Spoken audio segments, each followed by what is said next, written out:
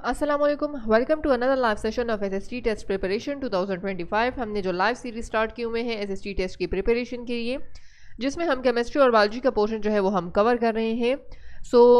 हमने स्टार्ट किया हुआ है chapter number 8 that is nutrition, जिसके लास्ट टॉपिक जो है वो हम आज के वीडियो में डिस्कस करेंगे, that is mall nutrition. So, what is malnutrition? Malnutrition is taking a diet in which the required nutrients are not in enough quantity or over the required quantity is called malnutrition. Malnutrition is actually अगर आप कोई diet ले रहे हो जिसमें required nutrients जो होते हैं, जो कि आपकी बॉडी को जो न्यूट्रिएंट्स की अमाउंट रिक्वायर्ड होती हैं वो इनफ क्वांटिटी में नहीं प्रेजेंट होते हैं, या इनफ क्वांटिटी रिक्वायर्ड क्वांटिटी से ज़्यादा अमाउंट में प्रेजेंट होते हैं. So that condition we called that malnutrition. Undernutrition is a consequence of consuming low amount of essential nutrients, while overnutrition means taking too much nutrients. ऐसी condition में अगर आपकी under nutrition ले रहे हों तो ये कंसिक्वेंसेस हैं because of the consuming low amount of essential nutrients, while over nutrition जो है means taking too much nutrients. अगर आपकी बॉडी या तो अपने रिक्वायर्ड अमाउंट से कम न्यूट्रिएंट्स कंज्यूम कर रही है, या अगर अपने रिक्वायर्ड अमाउंट से excess amount of nutrients consume कर रही है, सो that condition will be mall nutrition. Severe mall nutrition में रिजल्ट इन डेथ. इसमें से डेथ काज होते हैं, हार्ट डिजीजेज होते हैं, कॉन्स्टिपेशन काज होता है, and obesity. Major types of malnutrition जो है वो है प्रोटीन एनर्जी माल न्यूट्रिशन. आपकी बॉडी में बहुत ज़्यादा कम क्वांटिटी में या एक्सेस अमाउंट में प्रोटीन्स की क्वांटिटी प्रेजेंट हो, मिनरल्स जो हैं वो उसकी क्वांटिटी में इंक्रीज या डिक्रीज हो रही हो, या ओवर इनटेक ऑफ न्यूट्रिएंट्स, या अगर आप न्यूट्रिएंट्स जो है उसकी ओवर इनटेक कर रहे हो, so that condition we called them malnutrition. First one is protein energy malnutrition, which is PEM. The term protein energy malnutrition applies to a condition in which the body is not getting a required amount of proteins or any energy producing nutrients. Protein energy malnutrition उस condition को कहते हैं जब ये एक ऐसी condition है जिसमें से आपकी बॉडी जो है वो रिक्वायर्ड अमाउंट ऑफ प्रोटीन नहीं ले रही, या और any energy producing nutrients, carbohydrates, proteins, lipids. It may also occur when the body can not absorb such nutrients due to other diseases. ये एक ऐसी कंडीशन भी हो सकती है कि अगर आप न्यूट्रिएंट्स में प्रोटीन सही क्वांटिटी में ले रहे हो, लेकिन आपकी बॉडी जो होती है वो इनेबल होती है कि वो उस न्यूट्रिएंट्स को डाइजेस्ट कर सके या उस न्यूट्रिएंट्स को एब्जॉर्ब कर सके आपके ब्लड. और ये एब्जॉर्प्शन जो है ये क्यों नहीं होती, तो इसकी एक मेन रीज़न ये है कि अगर आपकी बॉडी में और डिजीज़ हों, आपकी बॉडी जो है वो दूसरे सिवियर कंडीशन जो हैं सिवियर डिजीज़ से पास हो रही हों, सो ऐसी कंडीशन में भी न्यूट्रिएंट्स की एब्जॉर्प्शन जो है वो नहीं होती, जैसे कि एड्स हैं या cancer. Two important disease associated with PEM जो है वो है मेरिस्मस एंड क्विशोर. ये दो ऐसे कंडीशंस हैं, ये दो ऐसे डिजीज़ हैं जिसकी वजह से आपकी बॉडी जो है वो PEM यानी प्रोटीन एनर्जी मालन्यूट्रिशन से सफ़र कर सकती हैं. फर्स्ट वन जो है वो है मेरिस्मस. सो मेरिस्मस जो है वो एक ऐसी condition, this type of PEM occurs in children, जो कि चिल्ड्रंस में होते हैं, due to very low intake of carbohydrates, fats and proteins. Children suffering from marasmus have very thin bodies. उनकी बॉडीज़ बहुत ज़्यादा थिन होती हैं. देयर बॉडी वेट जो होते हैं वो less than 60% of the expected weight. For their age they have almost no fats नहीं होते हैं. मसल स्ट्रेंथ जो होते हैं ना मसल स्ट्रेंथ होती हैं ना वेट्स होते हैं. दे also suffer from low body temperature and anaemia. उनमें एनीमिया की कंडीशन भी होती हैं और उनके टेम्परेचर भी बहुत ज़्यादा कम होता है. मेरिस्मस जो होते हैं can be treated by adding all nutrients to the diet. In severe cases this disease may lead to death. ये मेरिस्मस वाले जो पेशेंट्स होते हैं वो उनकी डेथ भी हो सकती हैं अगर उसकी प्रॉपर जो है वो केयर ना हो. नेक्स्ट डिजीज़ है kwashiorkor. So it is a more severe form of PEM. It occurs in children और एडल्ट. चिल्ड्रन और एडल्ट्स में ये कंडीशंस होते हैं. किस वजह से होते हैं? Due to inadequate intake of proteins. The kwashiorkor proteins are very thin but have swollen stomach. उनमें से स्टमक जो होते हैं वो बहुत ज़्यादा थिन होते हैं और पार्ट्स बहुत ज़्यादा थिन होते हैं, लेकिन उनका स्टमक जो होता है वो बहुत ज़्यादा स्वॉलन होता है, बाहर निकल आ रहा होता है. They also suffer from thinning of hairs and loss of teeth. Their body fail to produce antibodies against the disease. जब एंटीबॉडीज़ नहीं बनाती इनकी बॉडी, तो इन पर हर एक टाइप की डिजीज़ जो है वो इनको हो सकती हैं.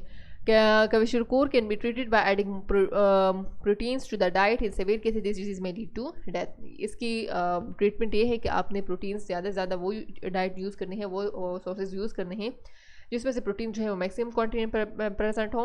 इसके अलावा अगर आप प्रॉपर क्वांटिटी में प्रोटीन नहीं लोगे तो this will also lead to death. Next है mineral deficiency disease. Mineral deficiency occur when a person minerals intake consistently fast below the recommended requirement. Mineral deficiency disease जो है वो तब हो सकती हैं अगर आप कोई पर्सन जो है वो मिनरल्स इनटेक जो है वो नॉर्मल क्वांटिटी में ना ले रहे हों। So that condition is known as mineral deficiency disease. Mineral deficiencies can lead to a variety of diseases.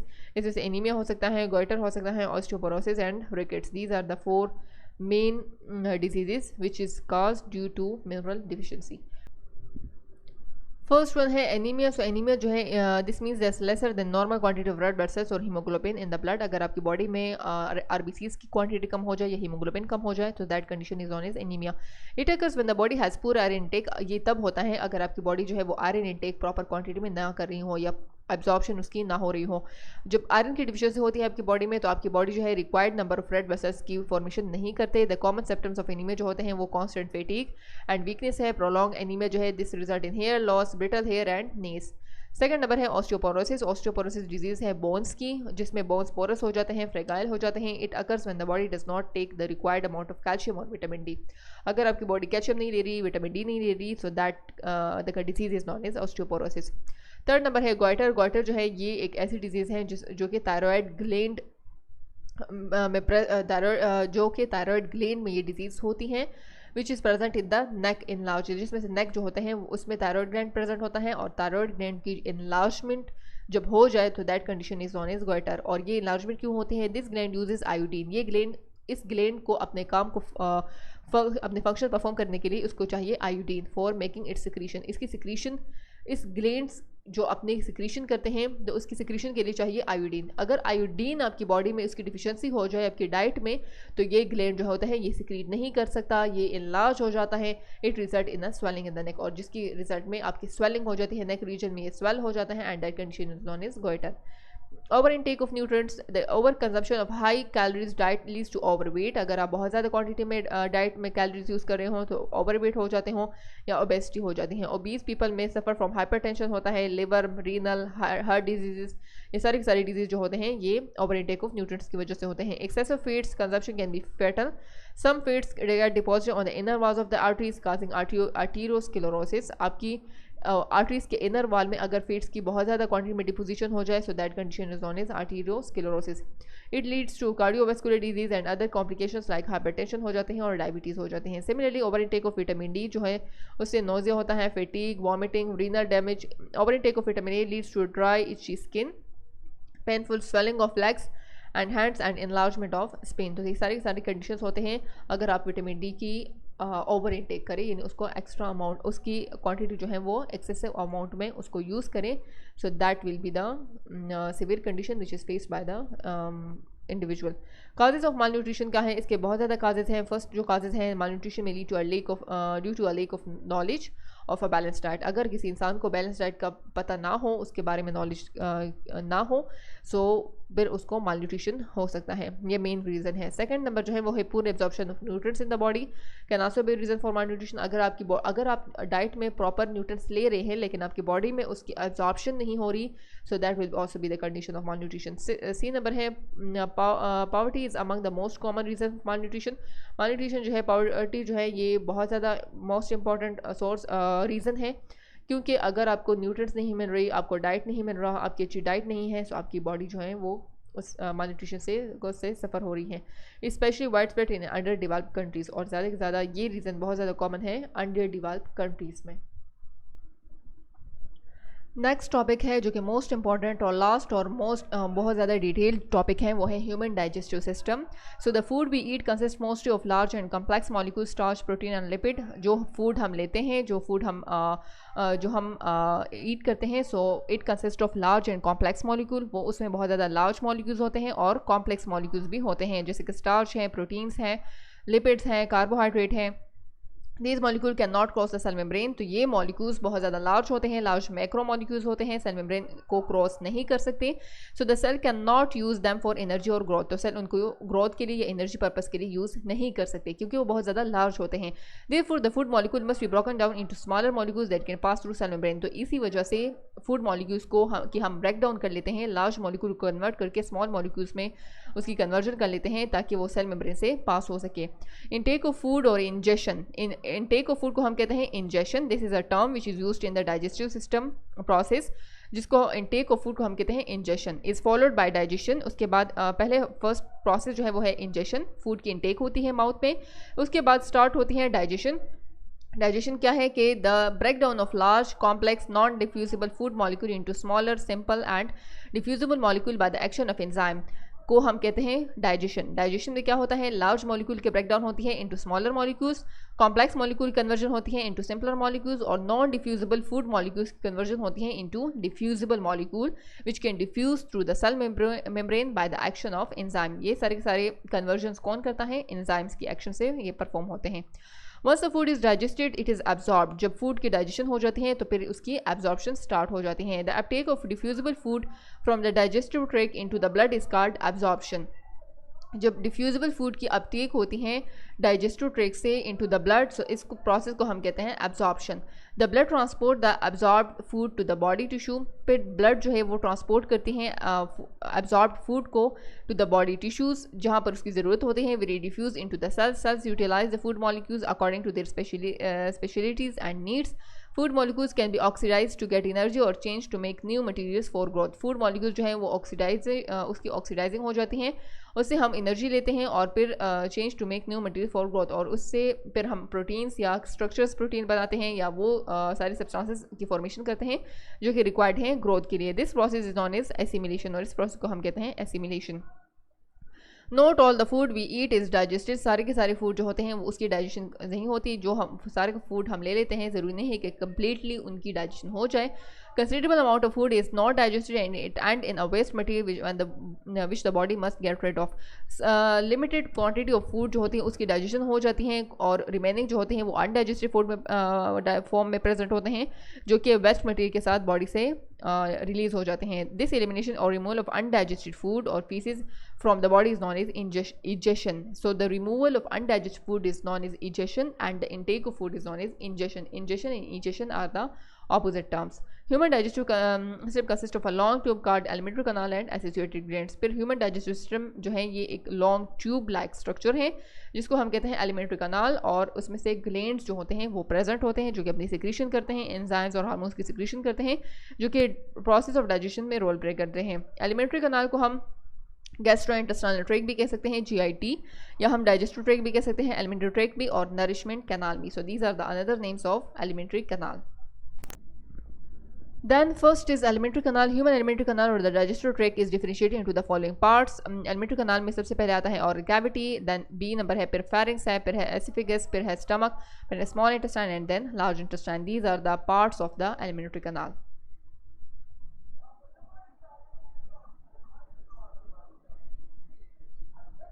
Then first one है ऑरल कैविटी। ऑरल कैविटी को हम कहते हैं बकल कैविटी। ऑरल कैविटी जो है ये फर्स्ट पार्ट है एलिमेंट्री कनाल का जो कि फूड रिसीव करता है। ऑरल कैविटी में 3 इंपॉर्टेंट ऑर्गन्स हैं। फर्स्ट है टीथ, देन सेकंड वन है टंग, थर्ड वन है salivary glands. The teeth of the mammals are specialized to perform particular functions. mammals की जो teeth होते हैं वो इसकी स्पेशलाइजेशन, उसकी स्ट्रक्चर ऐसे डिवेल्प हुई होती हैं ताकि वो एक पर्टिकुलर फंक्शन परफॉर्म कर सके। उसका फंक्शन क्या है? Among the permanent teeth the incisor teeth are adapted for cutting और बाइटिंग। सारी की सारी टीथ जो है वो उसके स्पेशल पर्पस के लिए उसकी स्ट्रक्चर ऐसे बनी होती हैं कि वो एक स्पेसिफिक पर्पस के लिए वो अपना फंक्शन परफॉर्म करते हैं। जैसे कि हमारे पास सारी टीथ एक जैसे नहीं होते, कुछ इंसेजर होते हैं। सो इंसेजर टीथ जो होते हैं वो कटिंग के लिए रिस्पॉन्सिबल है और बाइटिंग के लिए। फिर उसके बाद है कैनाइन टीथ। सो कैनाइन टीथ जो है वो अडेप्टेड है टीयरिंग पर्पस के लिए, वाइल द उसके बाद प्री मोलर है और मोलर है, तो ये रिस्पॉन्सिबल है ग्राइडिंग और मस्टिकेशन ऑफ फूड के लिए। सबसे पहले जो फूड लेते हैं तो सबसे पहले उसको बाइटिंग करते हैं और उसकी कटिंग स्टार्ट कर देते हैं, which is perform by the incisor. Incisor के साथ वाली टीथ जो होते हैं वो टीयरिंग के लिए हैं। फिर उसके बाद प्री मोलर और मोलर है जो कि उसकी फूड की फर्दर ग्राइंडिंग और मस्टिकेशन करते हैं। This is called the mechanical digestion of food. तो फूड की जो फर्स्ट डाइजेशन है वो है मैकेनिकल डाइजेशन, जो कि स्टार्ट हो जाती है माउथ में थ्रू द टीथ। देन फिर है tongue contain taste buds which can help us to sense the taste of food. उसके बाद है टंग जिसमें से टेस्ट बर्ड्स प्रेजेंट है जो कि डिटेक्ट करते हैं फूड की टेस्ट को, जिसमें से एक सेंस है टेस्टिंग जो है वो फूड के टेस्ट को चेक करते हैं। Tongue also help during grinding of food by keeping it between the teeth. Tongue also help in the, यानी जब टीथ ग्राइंडिंग करते हैं फूड को तो टंग जो है उसका ये उसके लिए रिस्पॉन्सिबल है कि वो फूड को टीथ के बिटवीन लाने में हेल्प करते हैं। It also help in the swallowing process. There are 3 pairs of salivary glands at the oral cavity। इन द oral cavity salivary glands हमारे माउथ में प्रेजेंट है, 3 pairs of salivary glands present है। ये ग्लैंड्स क्या करते हैं, सिक्रीट करते हैं स्लाइवा को। स्लाइवा जो है एक मिक्सचर है water, mucus, salt and digestive enzymes की। Mucus lubricates the food. Mucus क्या करता है, फूड की लुब्रिकेशन में हेल्प करता है। द सॉल्ट सोडियम बाइकार्बोनेट जो है जो कि स्लाइवा में प्रेजेंट है तो वो जर्म्स को की किलिंग में हेल्प करता है। इसके अलावा बैक्टीरिया भी है जो कि फूड को अल्कलाइन रखता है। द एंजाइम स्लाइवरी अमाइलेज जो है वो केमिकल डाइजेशन स्टार्ट करता है ऑफ स्टार्च एंड ग्लाइकोजन की। It breaks the starch and glycogen into maltose. ये मल्टोज में स्टार्च की कन्वर्जन करता है into maltose. After the mechanical and partial chemical digestion the food turns in the form of a ball called bolus. फिर जब mechanical और chemical digestion complete हो जाती है माउथ में तो फूड जो है वो कन्वर्ट हो जाता है into a liquid like form known as bolus. उसके बाद है pharynx and swallowing. The oral cavity opens into the pharynx. Oral cavity जो है उसके बाद हमारे पास जो नेक्स्ट पार्ट है वो है फेरिंग्स। फेरिंग्स जो है ये प्रेजेंट है back of the oral cavity. The food in the form of bolus is pushed back by the tongue action of the tongue. Tongue जो है वो फूड जब बॉलिस में उसकी कन्वर्जन हो जाती है तो उसको पुश करता है toward the pharynx. The downward movement of the food from the buccal cavity is called swallowing. जब फूड की डाउनवर्ड मूवमेंट स्टार्ट हो जाती है from the buccal cavity to the alimentary canal GIT tract तो उसको process को हम कहते हैं swallowing. The beginning of the swallowing is voluntary. Start में जो टंग उसको पुश करता है टूवर्ड द एलिमेंट्री कनाल तो वो वॉलेंट्री होता है क्योंकि हम अपनी मर्जी से उसको पुश करते हैं toward the alimentary canal. But once the food reaches the back of the oral cavity, लेकिन जब एक दफ़ा फूड जो है वो ओरल कैविटी में एंटर हो जाए तो फिर उस स्वेलिंग जो होती है वो ऑटोमेटिक और रिफ्लेक्स एक्शन यानी वो इनवॉलेंट्री स्टार्ट हो जाती हैं, फिर वो हमारे कंट्रोल में नहीं होती। So the food is forced into and down the esophagus by peristalsis. तो फिर फूड जो होती हैं वो अंदर ही अंदर चली जाती हैं एसोफेगस में by the process known as peristalsis. Pharynx is a passage for both air and food. Pharynx एक ऐसा पैसेज है जो कि एयर जिसका डुअल फंक्शन है, एयर के लिए भी रिस्पॉन्स एक पैसेज के तौर पर काम करता है और फूड के लिए भी। It provide passage to food from the oral cavity to esophagus. ये एक पाथवे प्रोवाइड करता है फूड के लिए ताकि वो ओरल कैविटी से एसोफेगस में जाए। It also provide passage of air to air from nasal cavity to trachea. इसके अलावा ये एक ऐसा पैसेज भी पाथवे भी प्रोवाइड करता है एयर के लिए ताकि वो नाजल कैविटी से नोज से ट्रैकी यानी वाइंड पाइप की तरफ मूव हो सके through an opening card glottis. During swelling the top of trachea moves upward. जब स्वेलिंग होती है फूड की फूड पास होता है तो ट्रैकिया का जो टॉप पोर्शन है मूव्स अपवर्ड तो वो अपवर्ड हो जाता है। Due to this section a flap called epiglottis closes the glottis so that food particles can not enter the windpipe. तो जब फूड स्वेलिंग प्रोसेस के थ्रू एलिमेंट्री कनाल में जाता है तो हर एक ग्लोटिस के ऊपर एक फ्लेप लाइक ढक्कन होता है जिसको हम कहते हैं एपिग्लोटिस। तो वो ग्लोटिस को कवर अप कर लेता है ताकि फूड जो है वो वाइंड पाइप ट्रैकिया में ना जाए और वो जो है फूड कैनाल में चला जाए यानी वाइंड पाइप में एंटर होने से इसको प्रिवेंट करता है। So this is the function of the epiglottis. Then we have antiperistalsis. Sometimes due to irritation in the esophagus or stomach, the process of peristalsis is reversed and vomiting occur. This reversal of peristalsis is known as antiperistalsis. Peristalsis हम इस process को कहते हैं जब elementary canal में food जो है ये बॉलिस के फॉर्म में ऐसे स्टेप बाय स्टेप जो है ये स्टमक की तरफ मूव होता है फ्रॉम द माउथ, यानी ये इसमें आ जाता है, ये बंद हो जाता है, फिर ये फूड यहाँ पर आ जाता है, फिर यहाँ तो स्टेप बाय स्टेप ये प्रोसीड होता है टुवर्ड द स्टमक। तो इस स्टेप बाय स्टेप प्रोसेस को हम कहते हैं पेरिस्टाल्सिस। लेकिन बाज़-औक़ात स्टमक में या इरिटेशन हो जाए या ओसिफिगस में कोई इरिटेशन हो जाए और ये पेरिस्टालसिस का प्रोसेस जो है ये रिवर्स, यानी ऐसे पेरिस्टालसिस में तो फूड नीचे आ जाता है, डाउनवर्ड आता है, बट इरिटेशन की वजह से फूड जो है एंटी पेरिस्टालसिस हो जाती है और फूड अपवर्ड मूवमेंट स्टार्ट कर लेता है। सो एंटी पेरिस्टालसिस जो है वो काज हो जाते हैं और this reversal of peristalsis is known as anti peristalsis. और एंटी पेरिस्टालसिस के रिजल्ट में हम वॉमिट कर लेते हैं, वॉमिटिंग होती है और वॉमिटिंग के थ्रू सारा फूड जो हमने लिया होता है वो सारा बाहर निकल आ जाता है। Then C number we have esophagus। esophagus और food pipe is a muscular tube है extending from the pharynx। pharynx से stomach की तरफ जो है एक ट्यूब है, लॉन्ग ट्यूब है जिसकी लेंथ है 10 इंचेस लॉन्ग है। It runs through the neck and thorax between the trachea and vertebral column। ये नेक से थॉरेक्स से पास हुआ होता है, between the trachea and vertebral column में से पास होता है। Food is pass rapidly through the esophagus by peristalsis. और फूड जो है एसोफेगस में पेरिस्टालसिस प्रोसेस के थ्रू ये पास होता है। देन पेरिस्टालसिस जो है ये एक wave like contraction relaxation movement है, मस्कुलर वार्म जो है वो उसको परफॉर्म करता है इन द एलिमेंट्री कनाल, जिसकी वजह से फूड जो है ये मूव्ड होता है through the alimentary canal. Then we have stomach. उसके बाद स्टमक आ जाता है। स्टमक जो है ये एक सेक लाइक ऑर्गन है which is located between the oesophagus and the intestine. ये एक muscular elastic pear shape bag है, पेयर शेप बेग है, इसका शेप याद होना चाहिए। Lying cross wise in the abdominal cavity beneath the diaphragm. It is about 12 inches long, 6 inches wide at its widest point and the stomach capacity is about 1 liter। इसकी length जो है या इसकी विड्थ जो है वो 12 इंच ये long है, 6 इंच इसकी विड्थ है और स्टमक की जो कैपेसिटी है वो है अबाउट 1 लीटर। 1 लीटर तक इसकी कैपेसिटी है, ये इतने तक स्टोर कर सकता है। Food enter the stomach from the oesophagus. Oesophagus से जो फूड आता है वो स्टमक में इंटर हो जाता है। जब इंटर होता है तो एंटरिंग पॉइंट पर एक जंक्शन है between the oesophagus and stomach, जिस जंक्शन को हम कहते हैं कार्डियक स्फिंक्टर। कार्डियक स्फिंक्टर जो होता है ये फूड को प्रिवेंट करता है ताकि वो दोबारा एसोफेगस में बाहर ना जाए। फिर उसके बाद है the walls of the stomach are thick and muscular. Stomach के जो वॉल्स हैं वो थिक और मस्कुलर हैं। Once the food enter the stomach, जब फूड एंटर हो जाते हैं स्टमक में तो उसके वॉल जो है वो उसकी कंट्रक्शन स्टार्ट कर लेते हैं, उसकी चर्निंग स्टार्ट हो जाती है, ब्रेक डाउन होती हैं फूड की और वो कन्वर्ट हो जाते हैं स्मॉलर पार्टिकल में। इसको हम कहते हैं mechanical digestion. So mechanical digestion occur in the mouth as well as in the stomach. The churning action जो है ये प्रोड्यूस करते हैं heat which help to melt the lipid in the food. ये हीट की प्रोडक्शन करते हैं by the churning process और जिसकी वजह से हमारे पास जो लिपिड्स हैं जो कि सॉलिड फॉर्म में लिपिड्स प्रेजेंट है उसकी मेल्टिंग स्टार्ट हो जाती है। The inner walls of the stomach जो है ये गैस्ट्रिक ग्लैंड्स उसमें प्रेजेंट है। ग्लैंड्स का क्या काम क्या है, वो जूसेस की सिक्रीशन करते हैं। स्टमक में गैस्ट्रिक जूस जो होते हैं उसमें प्रेजेंट है म्यूकस, पेप्सिनोजिन जो कि एंजाइम है, पेप्सिन जो कि प्रोटीन के ब्रेक डाउन करते हैं। हाइड्रोक्लोरिक एसिड यानी HCl प्रेजेंट है। हाइड्रोक्लोरिक एसिड जो है ये कन्वर्ट करता है इनएक्टिव पेप्सिनोजिन को एक्टिव पेप्सिन में और फिर पेप्सिन क्या करता है, ये प्रोटीन मॉलिक्यूल्स के ब्रेक डाउन स्टार्ट कर लेता है और अमाइनो एसिड्स की फॉर्मेशन स्टार्ट हो जाती हैं, card peptides. Hydrochloric acid also kill bacteria present in food. HCl जो होता है जो कि HCl एसिडिक है तो ये बैक्टीरिया की किलिंग स्टार्ट कर लेता है। ये सारे एक्शंस परफॉर्म होने के बाद फूड जो है कन्वर्ट हो जाता है into a thick soup like fluid card कायम। तो स्टमक में फूड की जो फूड सबसे पहले माउथ में बॉलस में उसकी कन्वर्जन हो जाती है, फिर उसके बाद कायम यानी soup like structure like fluid की फॉर्मेशन हो जाती है जिसको हम कहते हैं chyme. This is the structure of the stomach. This is a cardiac sphincter जिसमें this is a connection between the oesophagus and the stomach. This is a cardiac portion. ये पाइलोरिक स्फिंक्टर है which is a connection between the small intestine and the stomach. Pyloric portion है। इसके अलावा इसके internal structure में यहाँ पर pores of glands हैं जो कि सिक्रीशन गैस्ट्रिक जूस की सिक्रीशन करते हैं, म्यूकस सिक्रीटिंग सेल्स हैं, HCl सिक्रीटिंग सेल्स हैं और पेप्सिनोजिन सिक्रीटिंग सेल्स हैं। तो सारे इसके वॉल्स में सारे के सारे सेल्स प्रेजेंट हैं।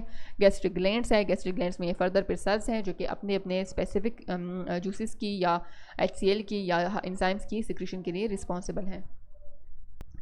The mucus present in the gastric juice forms a coating on the inner walls of the stomach। mucus जो gastric juice में जो mucus होता है तो वो stomach की inner walls को coating में help करता है।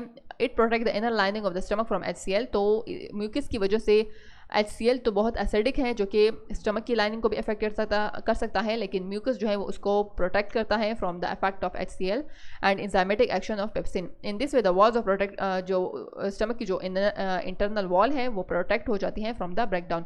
The other end of the stomach जो है उसको हम कहते हैं पाइलोरिक एंड जो कि कनेक्शन है स्टमक और स्मॉल इंटेस्टाइन की, और स्मॉल इंटेस्टाइन में जो फर्स्ट पार्ट है डेडिनम, सो डेडिनम और स्टमक की जो कनेक्शन है उसको हम कहते हैं pyloric sphincter. Pyloric sphincter separate the stomach from the duodenum. Hormone called gastrin जो है ये कंट्रोल करता है गैस्ट्रिक जूस की सिक्रीशन को। प्रोटीन मॉलिक्यूल जो है वो स्टिमुलेट करते हैं एंडोक्राइन सेल्स को, स्टमक में जो एंडोक्राइन सेल्स हैं, ताकि वो गैस्ट्रिन की सिक्रीशन स्टार्ट कर सके। ब्लड जो है कैरी करता है गैस्ट्रिन को गैस्ट्रिक ग्लैंड्स में to secrete large amount of gastric juice in the stomach. Food usually remain in the stomach for 3 to 4 hours. Food जो होते हैं वो स्टमक में 3 to 4 आवर्स वो रिटेन करता है वहाँ पर। Each time the pyloric sphincter जो है वो ओपन होता है। About 5 to 15 ml of chyme जो है वो मूव्स होता है into the small intestine. So slowly and gradually जो है वो food enter होता है from the stomach into the small intestine. Then small intestine जो है ये stomach open into small intestine. Small intestine जो है ये एक elongated narrow coiled tube है जो कि longest और most important part है human digestive system का. It is divided into 3 parts. First है duodenum, second one है jejunum and third one है ileum. फर्स्ट है डेडिनम। डेडिनम जो है ये फर्स्ट पार्ट है स्मॉल इंटेस्टाइन का। इसकी लेंथ है 12 इंचेस लॉन्ग। इसकी शेप जो है वो सी शेप्ड स्ट्रक्चर है इसका। ये रिसीव करता है कायम फ्रॉम द स्टमक। इसके बाद ड्यूडेनम जो है ये कायम इसमें एक साथ मिल जाता है एक दूसरा जूस जिसको हम कहते हैं बाइल। बाइल की सिक्रीशन होती है फ्रॉम लिवर से, लेकिन ये स्टोर होता है गाल ब्लैडर में। और उसके अलावा पेंक्रियास से पेंक्रियाटिक जूस आ जाता है। बहुत अल्कलाइन, दोनों के दोनों अल्कलाइन है। तो जब स्टमक से एसिडिक सिक्रीशन, एसिडिक यानी फूड जो आता है तो उसको न्यूट्रलाइज करने के लिए पेंक्रियास अपना पेंक्रियाटिक जूस सिक्रीट करता है और लिवर से बाइल सिक्रीट हो जाता है जो कि अल्कलाइन होते हैं। तो इसकी एसिडिटी को ख़त्म करके उसे न्यूट्रल बना लेते हैं, क्योंकि अगर वो एसिडिक थिंग जो है वो स्मॉल इंटेस्टाइन में एंटर होगा तो वो ड्यूडेनम को भी अफेक्ट कर सकता है। तो उसकी एसिडिटी को ख़त्म करने के लिए हम अल्कलाइन सिक्रीशंस करते हैं ताकि वो न्यूट्रल हो जाए। Liver is digestive gland. Liver एक डाइजेस्टिव ग्लैंड है। क्यों? क्योंकि लिवर जो है एक लार्ज रेडिश ब्राउन ग्लैंड है। इसमें से 2 मेन लोब्स हैं। हर एक लोब जो है further divided into smaller lobes. Liver जो है ये प्रोड्यूस करता है बाइल को जो कि गाल ब्लैडर में स्टोर हुआ होता है। ग्रीन कलर उसका जो होता है वो बाइल की वजह से होते हैं। एंड इसकी सिक्रीशन होती है into duodenum through the common bile duct. Common bile duct के थ्रू इसकी सिक्रीशन होती है from the gall bladder into duodenum. Bile जो है ये एक ग्रीन अल्कलाइन फ्लूइड है जिसमें कोई एंजाइम नहीं प्रेजेंट। बाइल में क्या प्रेजेंट है? वाटर है, सोडियम बाइकार्बोनेट है, कैल्शियम है and the break down product of haemoglobin है। It break down large fats into smaller droplets. इसका काम क्या है? लार्ज फेट पार्टिकल्स को स्मॉल पार्टिकल्स में कन्वर्ट करना, और इस प्रोसेस को हम कहते हैं इमल्सिफिकेशन ऑफ फीड्स। बाइल जो है ये ऑल्सो न्यूट्रलाइज करती हैं कायम की एसिडिटी को, क्योंकि बाइल अल्कलाइन होता है। तो बेसिक एंड एसिड जब कंबाइन होते हैं so this will form a neutral substance. Then next we have pancreas. Pancreas भी एक डाइजेस्टिव ग्लैंड है। पेंक्रियास जो है ये एक येलोविश ऑर्गन है जो कि प्रेजेंट है बीनीथ द स्टमक। स्टमक के नीचे, स्टमक के पीछे जो है ये प्रेजेंट है। It is a leaf like structure. It is connected to the duodenum. It is secrete, ये पेंक्रियाटिक जूस की सिक्रीशन करता है पेंक्रियाटिक डक्ट के थ्रू जो कि जॉइन होता है कॉमन बाइल डक्ट के साथ before entering the duodenum. Pancreatic juice जो होते हैं उसमें सोडियम बाइकार्बोनेट होता है, एंजाइम्स होते हैं। सोडियम बाइकार्बोनेट क्या करता है? स्टमक से जो कायम आता है उसकी एसिडिटी को न्यूट्रलाइज करता है। एंजाइम जो इसमें प्रेजेंट होते हैं वो उसमें पेंक्रियाटिक जूस में, तो उसमें प्रेजेंट है ट्रिप्सिनोजिन। ट्रिप्सिनोजिन ये इनएक्टिव फॉर्म है ट्रिप्सिन का। सो पेंक्रियाटिक एमाइलेज जो है and lipase, the pancreatic amylase भी प्रेजेंट होता है और लाइपेज भी। द इनएक्टिव ट्रिप्सिनोजिन जो है इसको कन्वर्ट करता है into active trypsin by the duodenal enzyme. Trypsin पर काम क्या करता है? प्रोटीन पर एक्ट करता है, उसकी डाइजेशन करता है, which have escaped the action of pepsin and convert them into amino acids. Pancreatic amylase क्या करता है? वो स्टार्च पर एक्ट करता है और which have escaped the action of salivary amylase and convert them into simple sugar. Lipase क्या करता है? इमल्सिफिकेशन करता है, फैट्स में कन्वर्जन उसकी करता है लिपिड की, and convert them into fatty acid and glycerol. उसके बाद जो नेक्स्ट पार्ट है वो है जेजुनम, जो कि सेकंड पार्ट है स्मॉल इंटेस्टाइन का, और स्मॉल इंटेस्टाइन का सेकंड पार्ट जेजुनम जो है कम्स आफ्टर डेडिनम एंड उसकी लेंथ है 2.5 मीटर्स लॉन्ग। थर्ड जो है वो है इलियम। इलियम जो है वो 2.6 मीटर लॉन्ग है। इसके ग्लैंड जो होते हैं वो सिक्रीट करते हैं इंटेस्टाइनल जूस जिसमें एंजाइम्स होते हैं जो कि ब्रेक डाउन करता है लेफ्ट ओवर अनडाइजेस्टेड प्रोटीन्स की, कार्बोहाइड्रेट्स की और फीड्स की। इसके बाद जब सारी की सारी फूड की डाइजेशन यहाँ पर कंप्लीट हो जाती है इलियम में, तो फिर स्मॉल इंटेस्टाइन में इसकी एब्जॉर्प्शन स्टार्ट हो जाती है। एब्जॉर्प्शन इलियम में होती है into the small intestine. After the complete digestion of food, जब कंप्लीटली डाइजेशन हो जाती है तो एंड प्रोडक्ट जो होता है वो अमीनो एसिड्स होते हैं, सिंपल शुगर्स होते हैं, ग्लिसरॉल, फैटी एसिड्स जो हैं ये सारे एब्जॉर्ब हो जाते हैं into the small intestine into the circulatory system. Small intestine से ये सर्कुलेटरी सिस्टम यानी ब्लड में एड अप हो जाते हैं। The structure of small intestine जो है is in accordance with its absorptive function. इसकी इनर लाइनिंग जो स्मॉल इंटेस्टाइन की है वो बहुत ज़्यादा उसमें से फोल्ड्स होते हैं, यानी ये इस तरह के फोल्ड्स इसमें से होते हैं। और ये फोल्ड्स क्यों होते हैं? ये फोल्ड्स इस वजह से होते हैं, इसके फोल्ड्स के अंदर भी बहुत ज़्यादा फिंगर्स लाइक प्रोजेक्शंस होते हैं जिसको हम कहते हैं villi. Outer epithelium of villus is made up of single layer of cells. The epithelium of villi जो है इसमें इसके एपिथेलियम ऑफ वेलाई में माइक्रोस्कोपिक प्रोजेक्शन है जिसको हम कहते हैं माइक्रोवेलाई। तो ये सारे फोल्ड्स हैं, फिर फोल्ड्स में वेलाई है, फिर वेलाई में माइक्रोवेलाई है।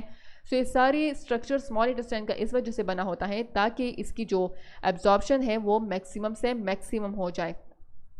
माइक्रोविलाई विलाई की फॉर्मेशन ये इस वजह से होती है, माइक्रोविलाई जो है ये इसकी सरफेस एरिया बहुत ज़्यादा हो जाती है, इंक्रीज हो जाती हैं। Inside villus there are blood capillaries and a small lymphatic vessel called lacteal. फिर हर एक विलाई में इंटरनली ब्लड कैपिलरीज होते हैं और स्मॉल लिम्फेटिक वेसल्स होते हैं जिसको हम लेक्टील कहते हैं। During absorption simple sugar, amino acid, vitamin, minerals and water जो है ये इंटर होते हैं into blood capillaries in the villi. These capillaries जो होते हैं ये ओपन होते हैं हेपेटिक पोर्टल बीन्स में जो कि न्यूट्रिएंट्स कैरी करते हैं to the liver. Fatty acid, glycerol जो होते हैं ये एब्जॉर्ब होते हैं into the lacteals which put them into the bloodstream. और इसी तरह न्यूट्रिएंट्स जो होते हैं वो स्मॉल इंटेस्टाइन से ब्लड स्ट्रीम यानी सर्कुलेटरी सिस्टम में इंटर हो जाते हैं। This is a single villus, this is a blood capillaries inside villus and this are the lacteals. इसके अलावा ये स्मॉल इंटेस्टाइन है, स्मॉल इंटेस्टाइन के अंदर जो है ये सारे के सारे फोल्ड्स हैं, फिर फोल्ड्स के अंदर जो है ये वेलस है, वेलाई है, वेलाई के अंदर ब्लड कैपिलरीज हैं और लेक्टीज प्रेजेंट है। देन नेक्स्ट पार्ट है large intestine. Large intestine is a part of the digestive system है जो कि अनडाइजेस्टेड फूड जो है इसमें कलेक्शन उसकी होती है and convert them into faeces, इसका ये काम है। लार्ज इंटेस्टाइन जो है ये 1.5 मीटर लॉन्ग है and consist of caecum, colon and rectum. First part जो है वो इसका है सीकम। सीकम जो है ये फर्स्ट पार्ट है लार्ज इंटेस्टाइन का। इसमें ये it receive the mixture from the small intestine, से ये मिक्सचर रिसीव करता है and then moves toward the colon और कॉलन को ये पास करता है। मिक्सचर में क्या जो सीकम में जो मिक्सचर होता है इसमें क्या होता है? अनडाइजेस्टेड फूड होता है, वाटर होता है, कुछ विटामिन और कुछ साल्ट्स होते हैं। अपेंडिक्स जो है ये एक स्मॉल प्रोजेक्शन है जो कि सीकम से ही निकलता है। ह्यूमन बींग्स में अपेंडिक्स का कोई काम फंक्शन नहीं होता। कुछ लोगों में अपेंडिक्स बिकम्स इन्फेक्टेड हो जाते हैं और इस कंडीशन को हम कहते हैं appendicitis. For its treatment the appendix needs to be removed. अगर ये इन्फेक्टेड हो जाए कुछ लोगों में तो फिर हम इसको रिमूव करते हैं क्योंकि ये वेस्टिजियल ऑर्गन है, इसका कोई काम नहीं है, तो इसी वजह से हम इसको रिमूव कर लेते हैं। This is the large intestine. Large intestine में सबसे पहले आता है आपके पास सीकम, फिर उसके बाद ये सारे के सारे कॉलोन पोर्शन है। कॉलोन पोर्शन में के साथ ये इसके साथ अपेंडिक्स कनेक्टेड है। ये स्मॉल फिंगर लाइक प्रोजेक्शन है, स्मॉल पार्ट है जिसको कहते हैं अपेंडिक्स। फिर उसके बाद है असेंडिंग कॉलोन, फिर ट्रांसवर्स है, फिर डिसेंडिंग कॉलोन, फिर सिग्मॉइड कॉलोन और फिर उसके बाद आता है rectum. So colon is the largest part of the longest part है लार्ज इंटेस्टाइन का। कॉलोन के 4 सेगमेंट्स हैं, एक है असेंडिंग, फिर ट्रांसवर्स, फिर डिसेंडिंग, फिर सिग्मॉइड। एज द मटेरियल जो है वो एंटर हो जाता है टू कॉलोन, तो उसके लाइनिंग कॉलोन के जो लाइनिंग्स है वो एब्जॉर्प्शन स्टार्ट कर देते हैं वाटर की, विटामिन्स की और मिनरल्स की। मिक्सचर ऑफ अनडाइजेस्टेड मटेरियल जो है वाटर जो है, dead cells of alimentary canals है, बाइल पिगमेंट्स हैं, ये सारे मिक्स हो जाते हैं with the mucus and takes the form of faeces through the muscular movement of the colon. Faeces जो है ये पुश्ड हो जाते हैं टू द रेक्टम। उसके बाद थर्ड पार्ट है रेक्टम। सो रेक्टम जो है ये फाइनल पार्ट है लार्ज इंटेस्टाइन का। It is where stool is stored before being passed out from the anus. ये वो रीजन है जहाँ से स्टूल पास होता है टू द एनस। इसको हम कहते हैं इजेशन। फिर रोल ऑफ लिवर। लिवर का और क्या रोल है? तो लिवर जो है ये बाइल प्रोड्यूस करता है, फैट्स की एमल्सिफिकेशन करता है और and break them into droplets. Besides इस डाइजेस्टिव फंक्शन लिवर जो है इंपॉर्टेंट रोल प्ले करता है, दूसरे फंक्शंस भी ये परफॉर्म करते हैं। बैक्टीरिया जो हमारे कॉलोन में प्रेजेंट है, सो ये क्या करते हैं? They break down some of the fibres to produce nutrients for their own survival. They are nourish the cells of the colon. इसके अलावा ये सेल्स की नरिशमेंट में हेल्प करते हैं।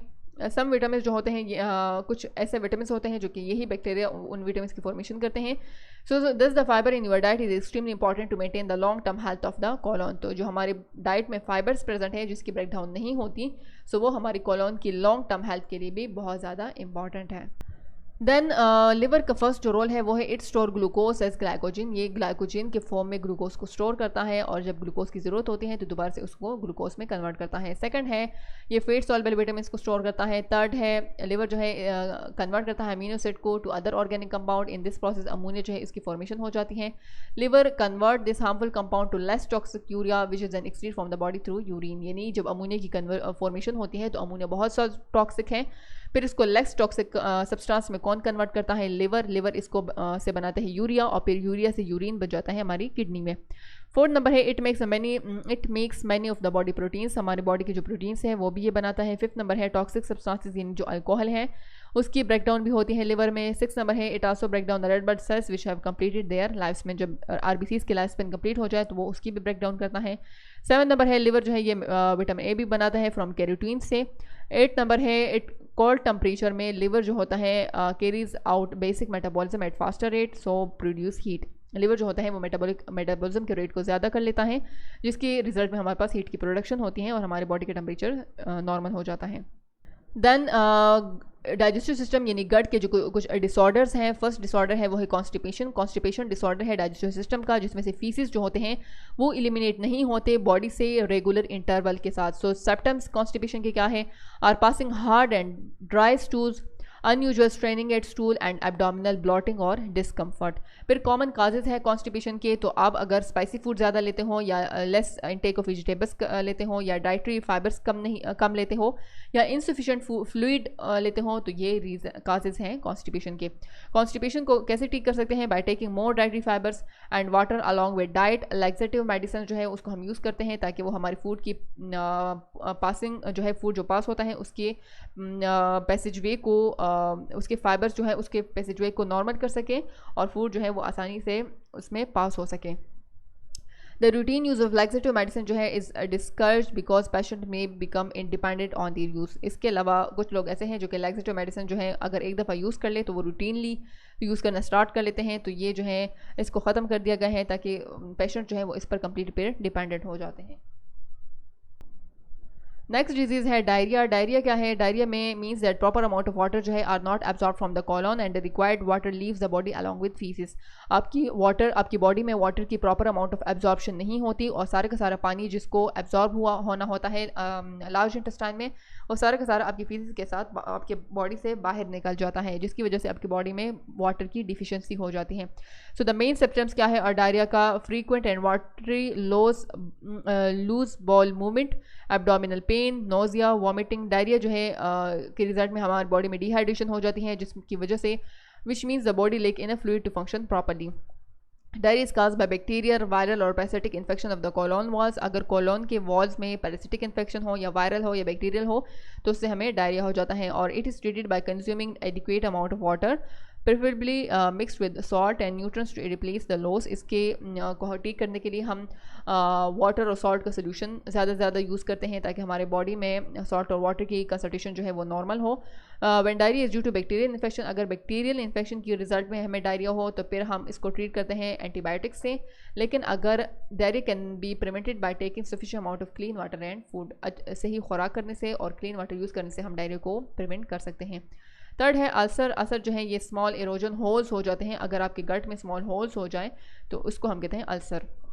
It usually occur in the wall of stomach and is called gastric ulcer. अगर आपके stomach के वॉल्स में हो उसको हम कहते हैं गैस्ट्रिक अल्सर। और अगर आपके इट में also develop in the duodenum, ये आपके डोडिनम में भी हो सकते हैं एंड उसको हम कहते हैं डोडिनल अल्सर। और अगर एसोफेगस में हो तो उसको हम कहते हैं oesophageal ulcer. The symptoms of ulcer जो है वो एब्डोमिनल बर्निंग, पेन होता है, आपकी एपेटाइट जो है लॉस ऑफ एपेटाइट, आपको भूख नहीं लगती एंड वेट लॉस जो है वो आपका स्टार्ट हो जाता है।